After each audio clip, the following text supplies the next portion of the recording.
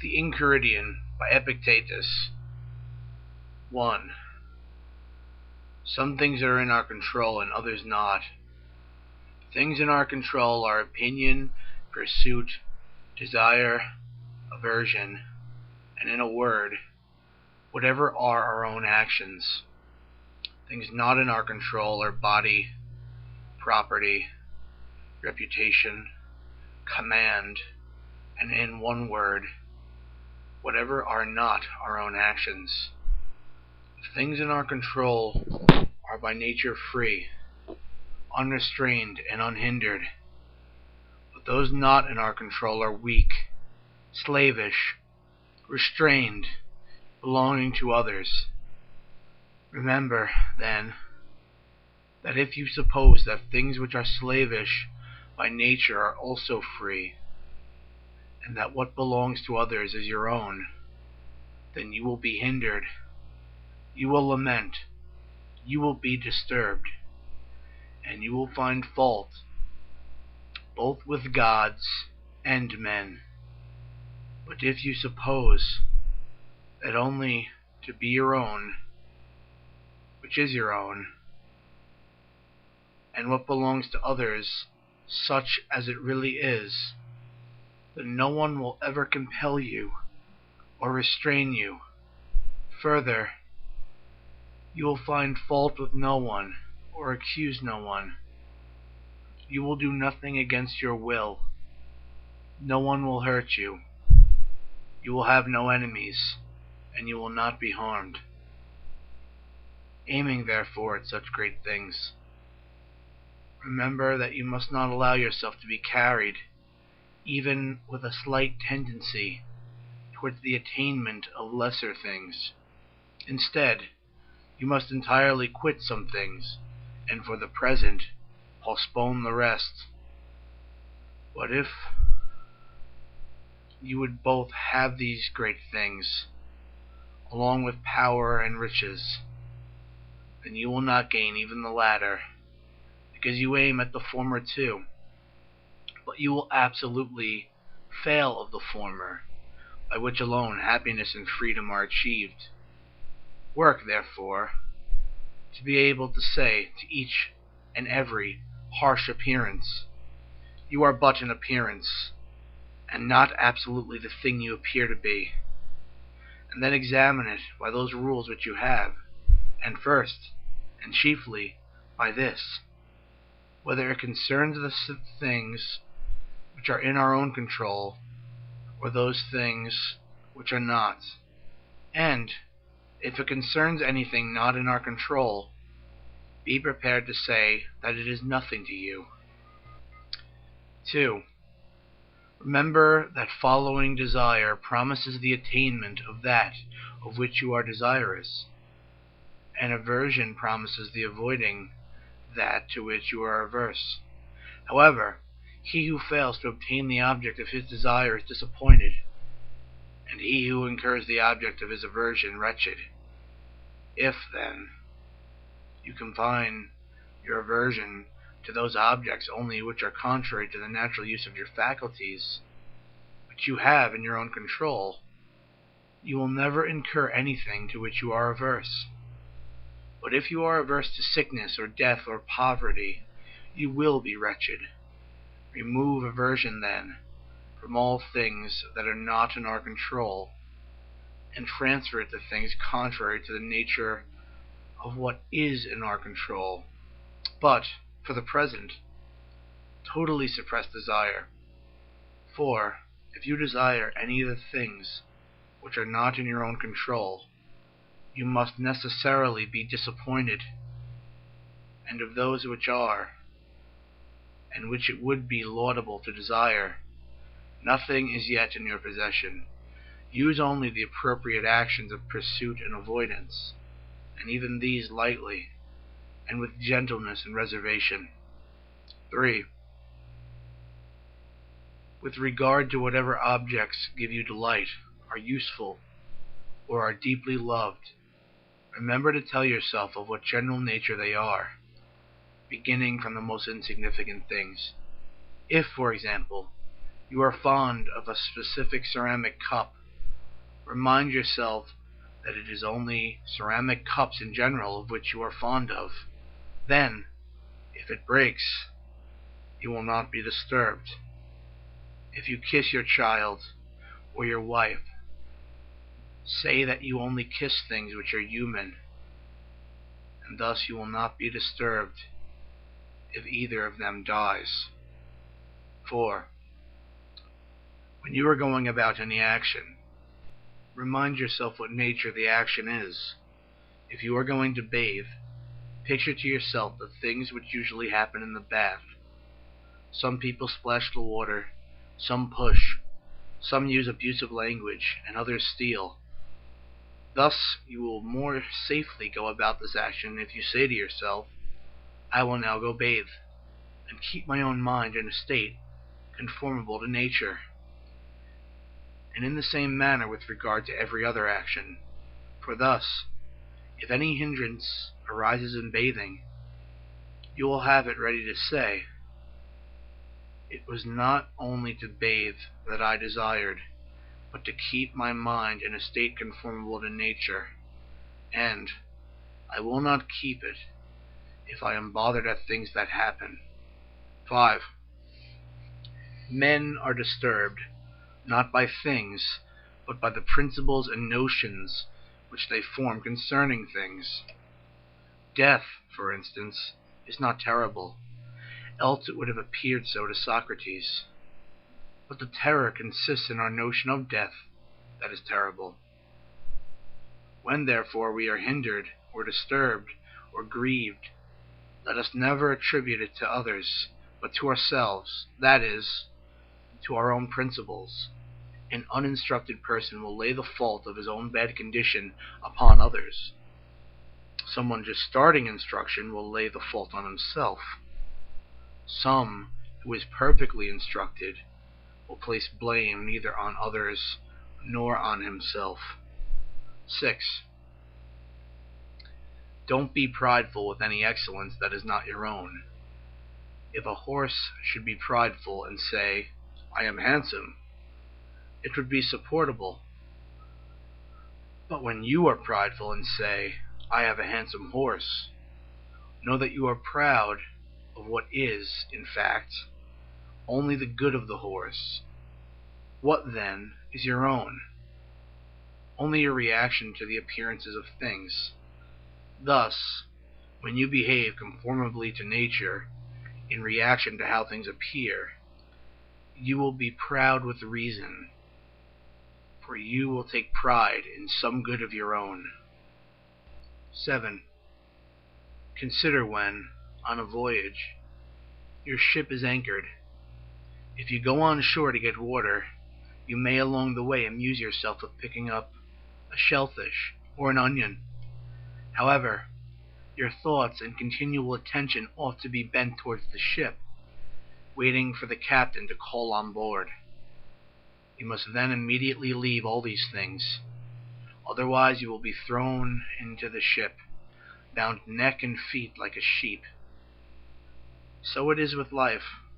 If, instead of an onion or a shellfish, you are given a wife or a child, that is fine.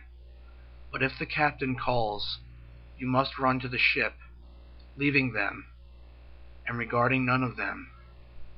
But if you are old, never go far from the ship, lest, when you are called, you should be unable to come in time. 8. Don't demand that things happen as you wish, but wish that they happen as they do happen, and you will go on well. 9. Sickness is a hindrance to the body, but not to your ability to choose, unless that is your choice. Lameness is a hindrance to the leg, but not to your ability to choose. Say this to yourself with regard to everything that happens. Then you will see such obstacles as hindrances to something else, but not to yourself. 10. With every accident, ask yourself what abilities you have for making a proper use of it. If you see an attractive person, you will find that self-restraint is the ability you have against your desire. If you are in pain, you will find fortitude. If you hear unpleasant language, you will find patience, and thus habituated. The appearances of things will not hurry you away along with them. 11. Never say of anything, I have lost it, but I have returned it. Is your child dead? It is returned. Is your wife dead? She is returned. Is your estate taken away? Well, and is not that likewise returned? But he who took it away is a bad man. What difference is it to you who the giver assigns to take it back, while he gives it to you to possess? Take care of it, but don't view it as your own, just as travelers view a hotel. 12. If you want to improve, reject such reasonings as these. If I neglect my affairs, I'll have no income. If I don't correct my servant, he will be bad. For it is better to die with hunger, exempt from grief and fear, than to live in affluence with perturbation. And it is better your servant should be bad than you unhappy. Begin, therefore, from little things. Is a little oil spilt, a little wine stolen? Say to yourself, this is the price paid for apathy, for tranquility, and nothing is to be had for nothing.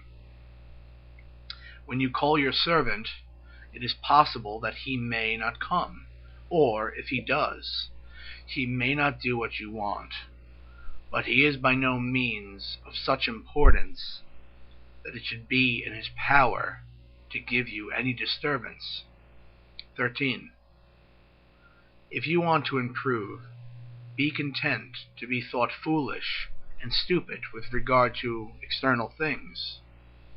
Don't wish to be thought to know anything, and even if you appear to be somebody important to others, distrust yourself, for it is difficult to both keep your faculty of choice in a state conformable to nature, and at the same time acquire external things. But while you are careful about the one, you must of necessity neglect the other. 14. If you wish your child and your wife and your friends to live forever, you are stupid, for you wish to be in control of things which you cannot. You wish for things that belong to others to be your own. So likewise, if you wish your servant to be without fault, you are a fool. For you wish vice not to be vice, but something else. But if you wish to have your desires undisappointed, this is in your own control. Exercise, therefore, what is in your control. He is the master of every other person, who is able to confer or remove whatever the person wishes either to have or to avoid. Whoever, then, would be free, let him wish nothing, let him decline nothing, which depends on others else. He must necessarily be a slave. 15. Remember that you must behave in life as at a dinner party. Is anything brought around to you? Put out your hand and take your share with moderation. Does it pass by you? Don't stop it. Is it not yet come? Don't stretch your desire towards it, but wait till it reaches you. Do this with regard to children, to a wife, to public posts, to riches, and you will eventually be a worthy partner of the feasts of the gods.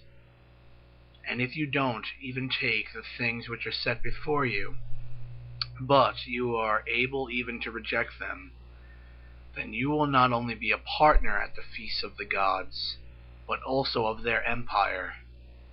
For, by doing this, Diogenes, Heraclitus, and others like them, deservedly became and were called divine. 16.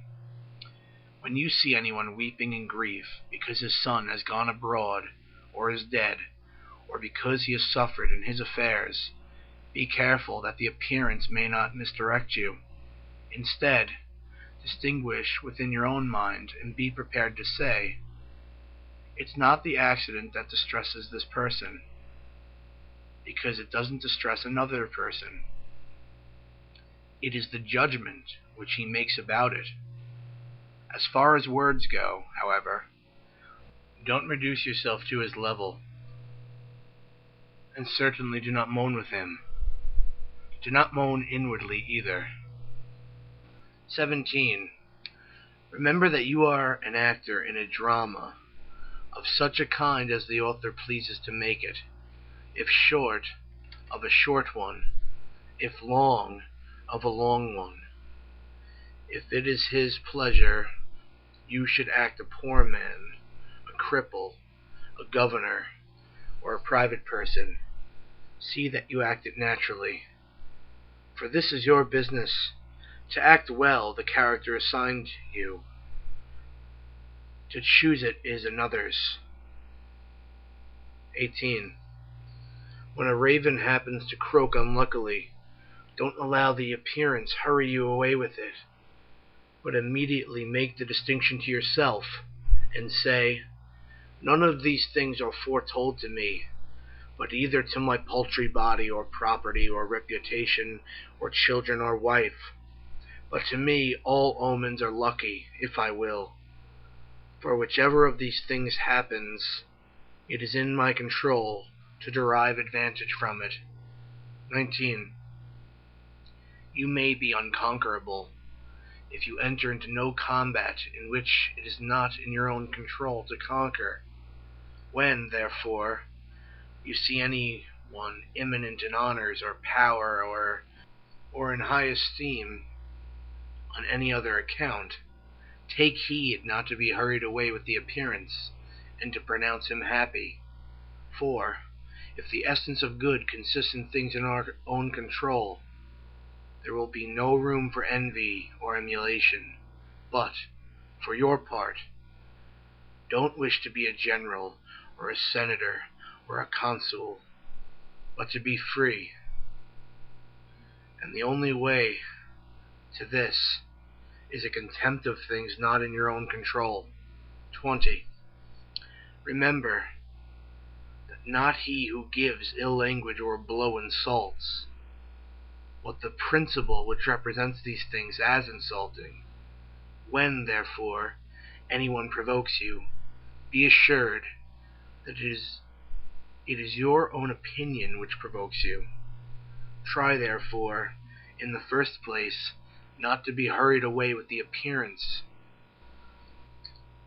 For if you once gain time and respite, you will more easily command yourself. 21. Let death and exile, and all other things which appear terrible, be daily before your eyes, but chiefly death. And you will never entertain any abject thought, nor too eagerly covet anything. 22.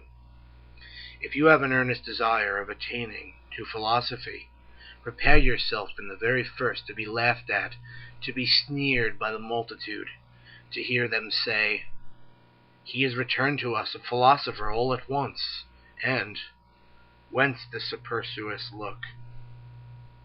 Now, for your part, don't have a superfluous look, indeed, but keep steadily to those things which appear best to you as one appointed by God to the station. For remember that, if you adhere to the same point, those very persons who at first ridiculed will afterwards admire you. But if you are conquered by them, you will incur a double ridicule. 23. If you ever happen to turn your attention to externals, so as to wish to please anyone, be assured that you have ruined your scheme of life. Be contented, then, in everything with being a philosopher, and, if you wish to be thought so likewise by anyone, appear so to yourself, and it will suffice you. 24. Don't allow such considerations as these distress you. I will live in dishonor, and be nobody anywhere. For, if dishonor is an evil, you can no more be involved in any evil by the means of another than be engaged in anything base. Is it any business of yours, then, to get power, or to be admitted to an entertainment? By no means. How then, after all, is this a dishonor? And how is it true that you will be nobody anywhere, when you ought to be somebody in those things only which are in your own control, in which you may be of the greatest consequence? But my friends will be unassisted. What do you mean by unassisted? They will not have money from you, nor will you make them Roman citizens. Who told you, then, that these are among the things in your control, and not the affair of others? And who can give to another the things which he has not himself? Well, but get them then, that we too may have a share. If I can get them with the preservation of my own honor and fidelity and greatness of mind, show me the way, and I will get them. But if you require me to lose my own proper good, that you may gain what is not good, consider how inequitable and foolish you are. Besides, which would you rather have, a sum of money, or a friend of fidelity and honor? Rather assist me, then, to gain this character than require me to do those things by which I may lose it. Well, but my country, say you, as far as depends on me, will be unassisted. Here again, what assistance is this you mean? It will not have porticos nor baths of your providing. And what signifies that? Why, neither does a smith provide it with shoes, or a shoemaker with arms. It is enough if everyone fully performs his own proper business. And were you to supply it with another citizen of honor and fidelity, would not he be of use of it? Yes. Therefore, neither are you yourself useless to it. What place, then, say you, will I hold in the state? Whatever you can hold, with the preservation of your fidelity and honor. But if, by desiring to be useful to that, you lose these, of what use can you be to your country when you have become faithless and void of shame? 25. Is anyone preferred before you at an entertainment, or in a compliment, or in being admitted to a consultation? If these things are good, you ought to be glad that he has gotten them, and if they are evil, don't be grieved that you have not gotten them. And remember that you cannot, without using the same means which others do, to acquire things not in your own control, expect to be thought worthy of an equal share of them. For how can he who does not frequent the door of any great man, does not attend him, does not praise him, have an equal share with him who does? You are unjust, then, and insatiable, if you are unwilling to pay the price for which these things are sold, and would have them for nothing. For how much is lettuce sold? 50 cents, perhaps? If another, then, paying 50 cents, takes the lettuce, and you, not paying it, go without them, don't imagine that he has gained any advantage over you. For as he has the lettuce, so you have the 50 cents, which you did not give. So, in the present case, you have not been invited to such a person's entertainment, because you have not paid him the price for which a supper is sold. It is sold for praise. It is sold for attendance. Give him, then, the value, if it is for your advantage. But if you would, at the same time, not pay the one and yet receive the other, you are insatiable and a blockhead. Have you nothing, then, instead of the supper? Yes, indeed, you have the not praising him, whom you don't like to praise, the not bearing with his behavior at coming in. 26. The will of nature may be learned from those things in which we don't distinguish from each other. For example, when our neighbor's boy breaks a cup, or the like, we are presently ready to say, these things will happen. Be assured, then, that when your own cup likewise is broken, you ought to be affected just as when another cup is broken. Apply this in like manner to greater things. Is the child or wife of another dead? There is no one who would not say, this is a human accident. But if anyone's own child happens to die, it is presently, alas, how wretched am I! But it should be remembered how we are affected in hearing the same thing concerning others. 27. As a mark is not set up for the sake of missing the aim, so neither does the nature of evil exist in the world. 28. If a person gave your body to any stranger he met on his way, you would certainly be angry. And do you feel no shame in handing over your own mind to be confused and mystified by anyone who happens to verbally attack you? 29. In every affair consider what precedes and follows, and then undertake it. Otherwise you will begin with spirit, but not having thought of the consequences. When some of them appear, you will shamefully desist.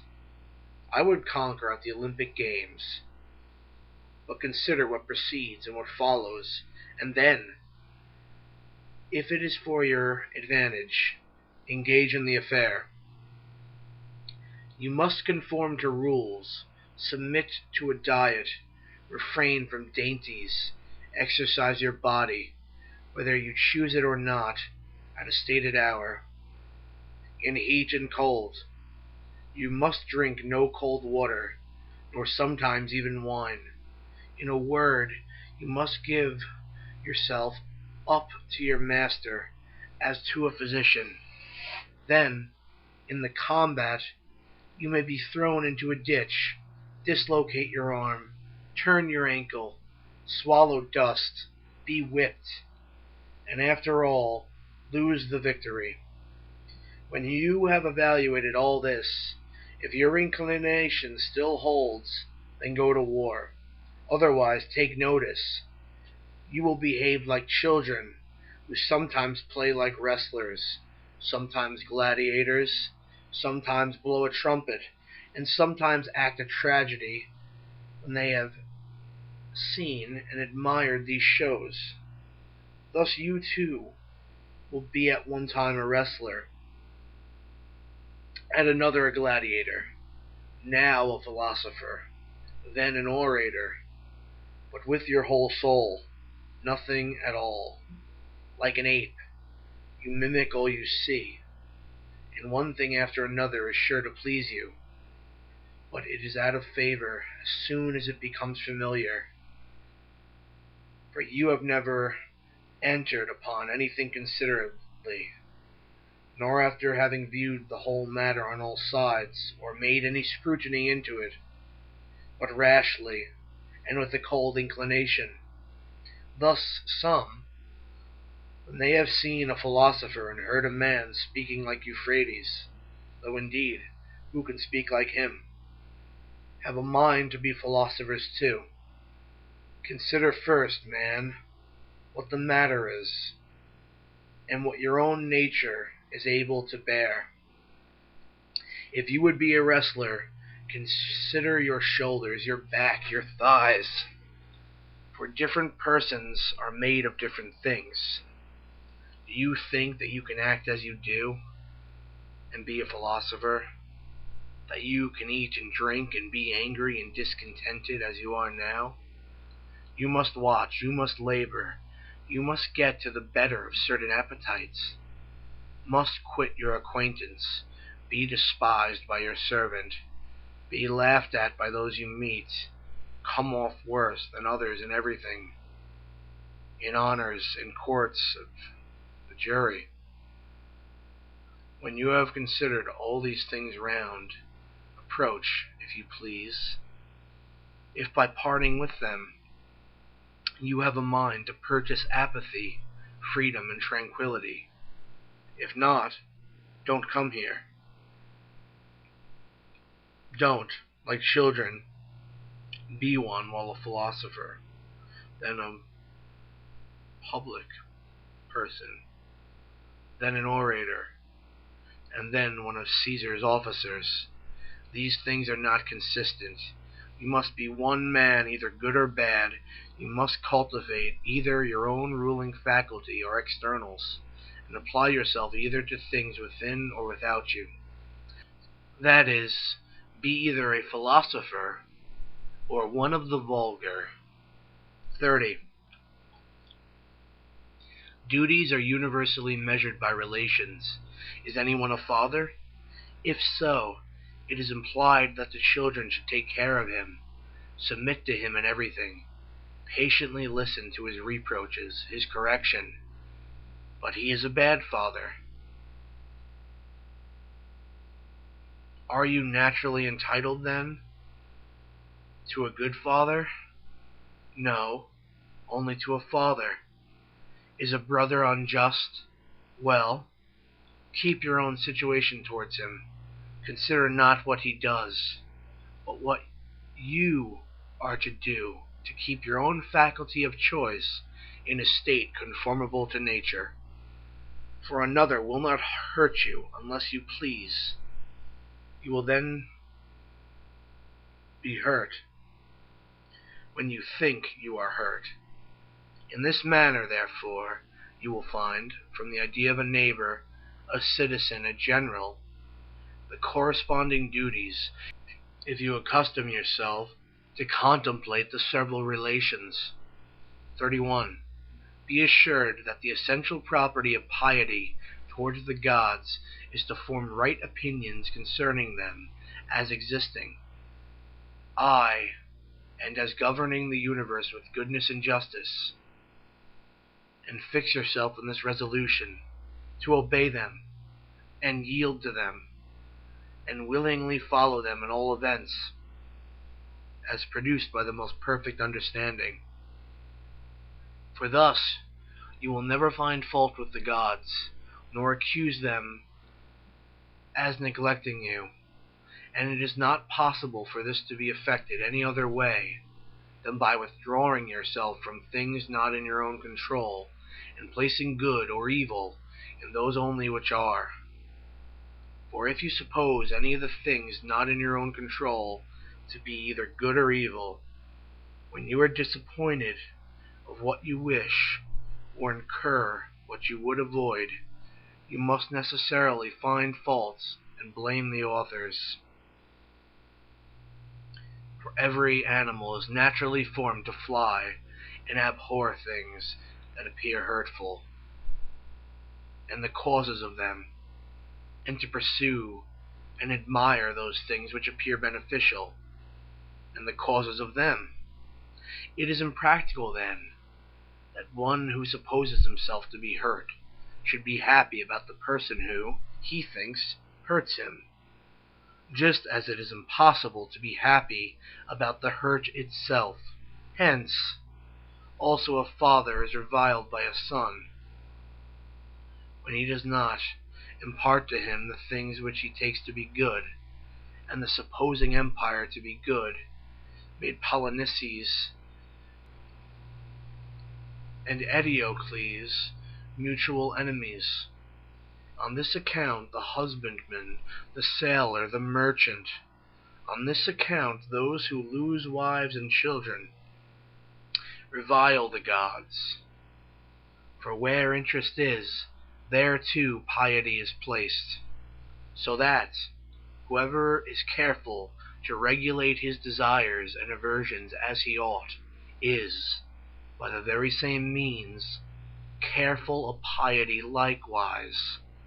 But it is also incumbent on everyone to offer libations and sacrifices and first fruits, conformably to the customs of his country, with purity, and not in a slovenly manner, nor negligently, nor sparingly, nor beyond his ability. 32. When you have recourse to divination, remember that you know not what the event will be, and you come to learn it of the diviner. But of what nature it is, you know before you come, at least if you are a philosopher. For if it is among the things not in our own control, it can by no means be either good or evil. Don't, therefore, bring ye either desire or aversion with you to the diviner, else you will approach him trembling. But first acquire a distinct knowledge that every event is indifferent and nothing to you, of whatever sort it may be. For it will be in your power to make a right use of it, and this no one can hinder. Then come with confidence to the gods as your counselors, and afterwards, when any counsel is given you, remember what counselors you have assumed, and whose advice you will neglect if you disobey. Come to divination, as Socrates prescribed, in cases of which the whole consideration relates to the event, and in which no opportunities are afforded by reason, or any other art, to discover the thing proposed to be learned. When, therefore, it is our duty to share the danger of a friend, or of our country, we ought not to consult the oracle whether we will share it with them or not. For, though the diviner should forewarn you that the victims are unfavorable, this means no more than that either death or mutilation or exile is portended. But we have reason within us, and it directs, even with these hazards, to the greater diviner, the Pythian god, who cast out of the temple the person who gave no assistance to his friend while another was murdering him. 33. Immediately prescribe some character and form of conduce to yourself, which you may keep both alone and in company. Be you for the most part silent, or speak merely what is necessary, and in few words. We may, however, enter, though sparingly, into discourse sometimes when occasion calls for it, but not on any of the common subjects of gladiators or horse races, or athletic champions, or feasts, the vulgar topics of conversation, but principally not of men, so as either to blame or praise or make comparisons. If you are able, then, by your own conversation, bring over that of your company to proper subjects. But if you happen to be taken among strangers, be silent. Don't allow your laughter be much, nor on many occasions, nor profuse. Avoid swearing, if possible, altogether. If not, as far as you are able, avoid public and vulgar entertainments. But if even an occasion calls you to them, keep your attention upon the stretch, that you may not slide into vulgar manners. For be assured that if a person be ever so sound himself, yet, if his companion be infected, he who converses with him will be infected likewise. Provide things relating to the body, no further than mere use, as meat, drink, clothing, house, family, but strike off and reject everything relating to show and delicacy. As far as possible, before marriage, keep yourself pure from familiarities with women, and if you indulge them, let it be lawfully. But don't therefore be troublesome and full of reproofs to those who use these liberties, nor frequently boast that you yourself don't. If anyone tells you that such a person speaks ill of you, don't make excuses about what is said of you, but answer, "He does not know my other faults, else he would not have mentioned only these." It is not necessary for you to appear often at public spectacles, but if ever there is a proper occasion for you to be there, don't appear more solicitous for anyone than for yourself. That is, wish things to be only just as they are, and him only to conquer who is the conqueror. For thus you will meet with no hindrance, but abstain entirely from declamations and derision and violent emotions. And when you come away, don't discourse a great deal on what has passed and what does not contribute to your own amendment, for it would appear by such discourse that you were immoderately struck with show. Go not, of your own accord, to the rehearsals of any authors, nor appear at them readily.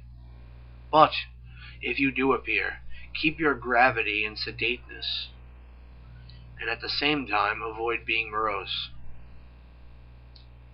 When you are going to confer with anyone, and particularly of those in superior station, represent to yourself how Socrates or Zeno would behave in such a case, and you will not be at a loss to make a proper use of whatever may occur.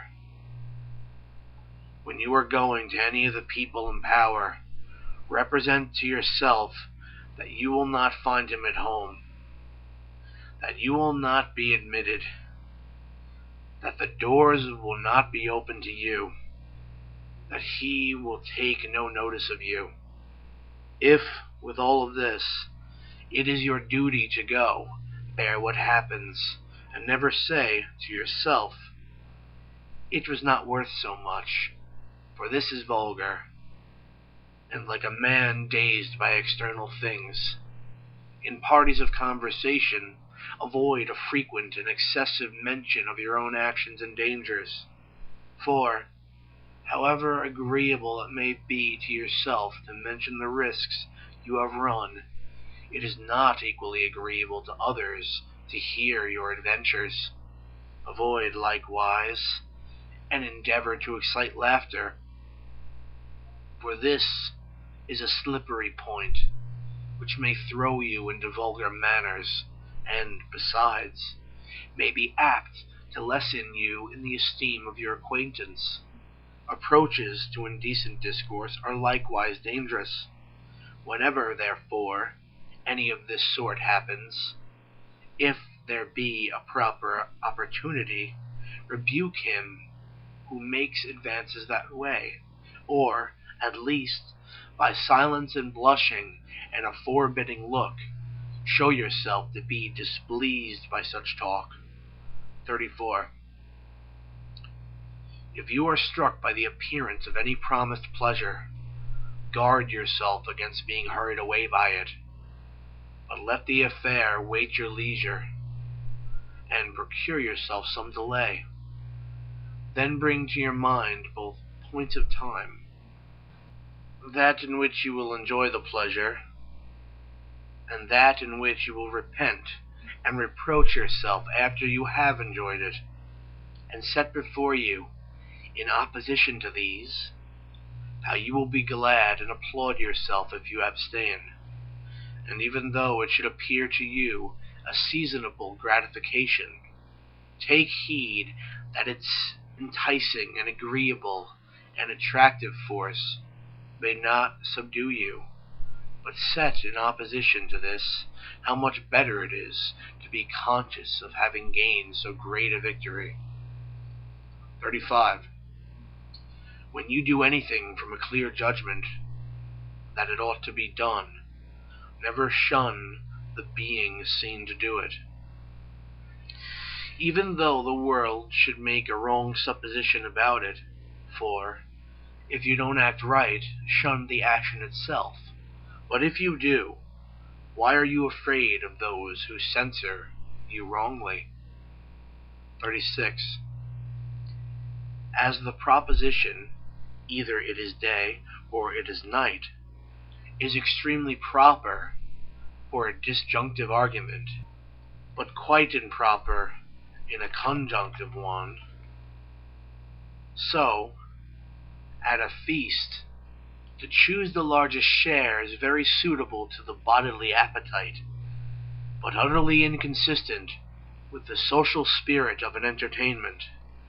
When you eat with another, then, remember not only the value of those things which are set before you to the body, but the value of that behavior which ought to be observed towards the person who gives the entertainment. 37. If you have assumed any character above your strength, you have both made an ill figure in that, and quitted one which you might have supported. 38. When walking, you are careful not to step on a nail or turn your foot. So likewise be careful not to hurt the ruling faculty of your mind.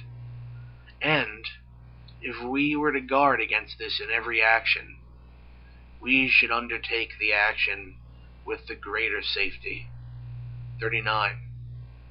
The body is to everyone the measure of the possessions proper for it, just as the foot is of the shoe. If, therefore, you stop at this, you will keep the measure, but if you move beyond it, you must necessarily be carried forward, as down a cliff. As in the case of a shoe, if you go beyond its fitness to the foot, it comes first to be gilded, then purple, and then studded with jewels. For to that which once exceeds a due measure, there is no bound. 40. Women from 14 years old are flattered with the title of mistress by the men. Therefore, perceiving that they are regarded only as qualified to give the men pleasure, they begin to adorn themselves, and in that to place ill their hopes. We should, therefore, fix our attention on making them sensible that they are valued for the appearance of decent, modest, and discreet behavior. 41. It is a mark of want of genius to spend much time in things relating to the body, as to be long in our exercises, in eating and drinking, and in the discharge of other animal functions. These should be done incidentally and slightly, and our whole attention be engaged in the care of the understanding. 42. When any person harms you, or speaks badly of you, remember that he acts or speaks from a supposition of its being his duty. Now, it is not possible that he should follow what appears right to you, but what appears so to himself. Therefore, if he judges from a wrong appearance, he is the person hurt, since he too is the person deceived. For if anyone should suppose a true proposition to be false, the proposition is not hurt, but he who is deceived about it.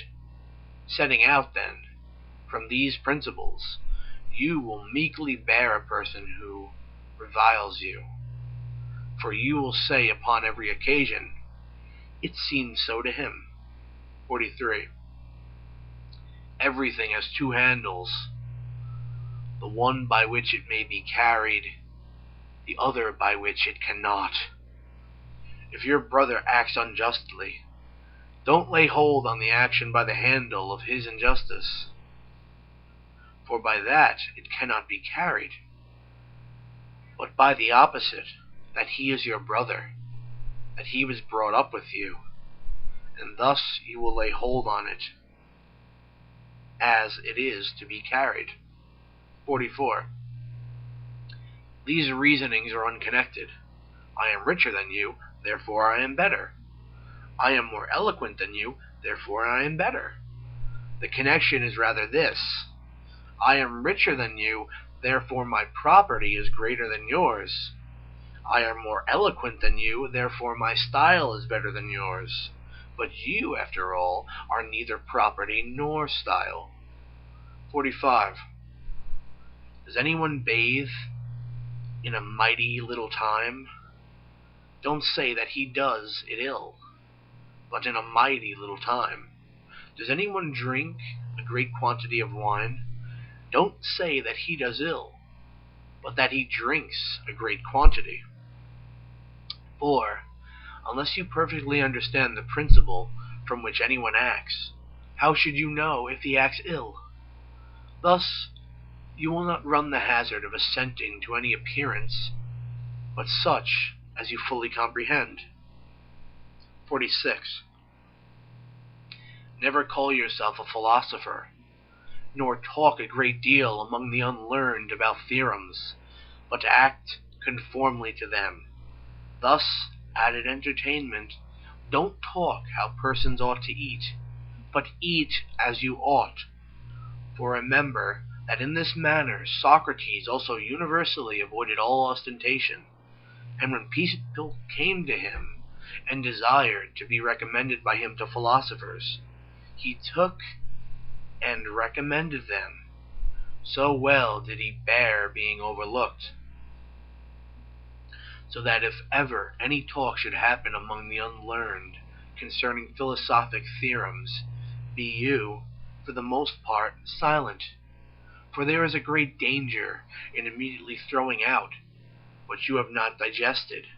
And if anyone tells you that you know nothing, and you are not nettled at it, then you may be sure that you have begun your business. For sheep don't throw up the grass to show the shepherds how much they have eaten, but inwardly, digesting their food, they outwardly produce wool and milk.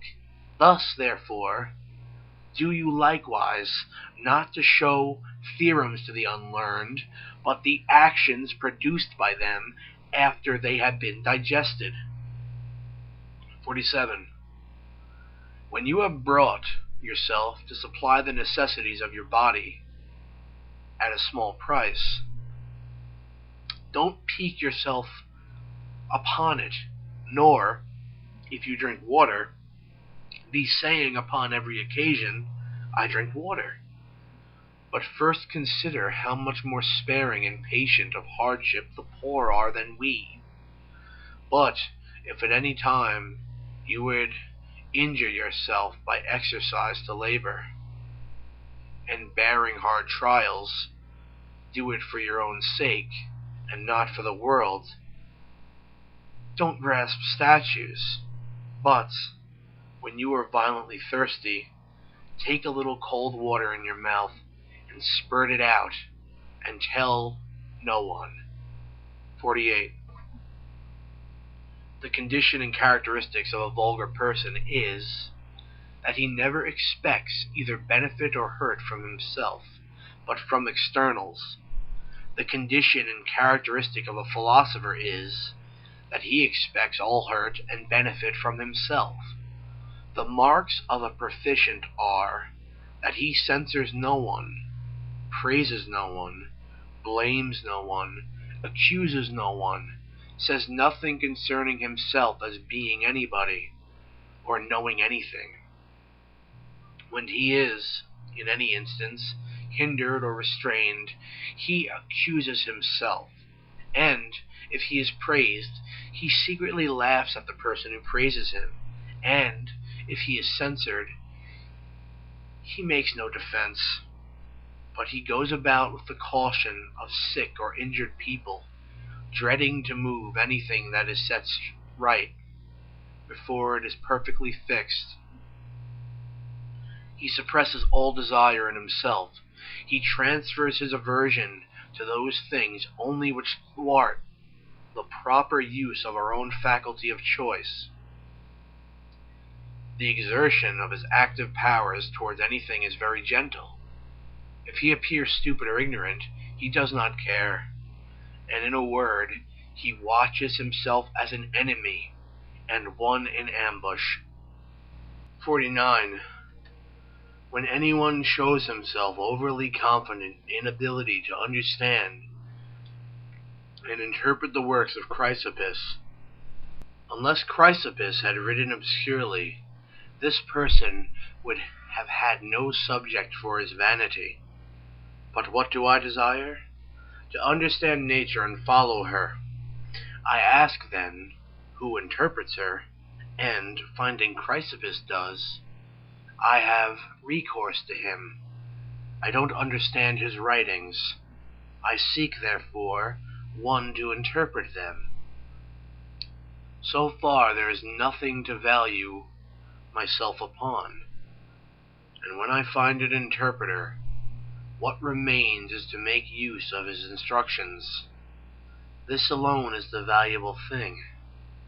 But if I admire nothing but merely interpretation, what do I become more than a grammarian instead of a philosopher?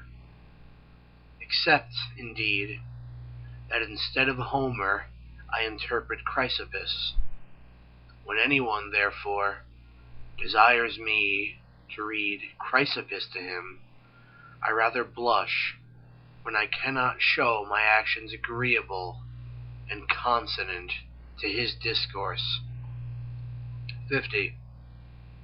Whatever moral rules you have deliberately proposed to yourself, abide by them as if they were laws, and as if you would be guilty of impiety by violating any of them.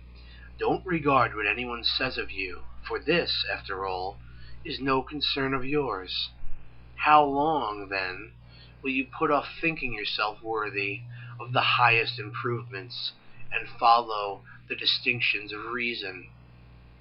You have received the philosophical theorems, with which you ought to be familiar, and you have been familiar with them.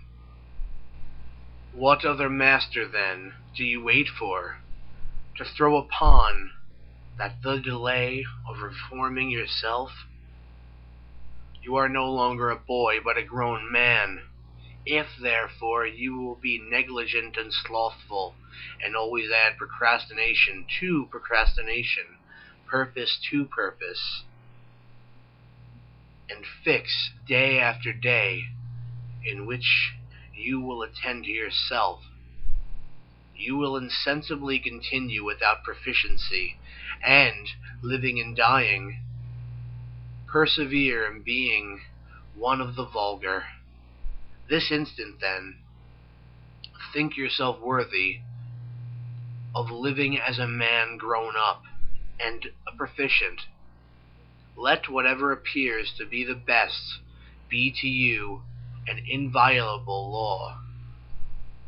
And if any instance of pain or pleasure or glory or disgrace is set before you, remember that now is the combat, now the Olympiad comes on, nor can it be put off. By once being defeated and giving way, proficiency is lost, or, by the contrary, preserved. Thus Socrates became perfect, improving himself by everything, attending to nothing but reason. And though you are not yet a Socrates, you ought, however, to live as one desirous of becoming a Socrates. 51. The first and most necessary topic in philosophy is that of the use of moral theorems, such as, we ought not to lie. The second is that of demonstrations, such as, what is the origin of our obligation not to lie? The third gives strength and articulation to the other two.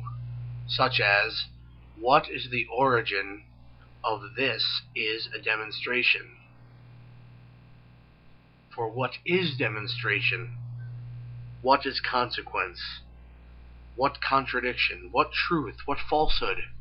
The third topic, then, is necessary on the account of the second, and the second on the account of the first. But the most necessary, and that whereon we ought to rest, is the first.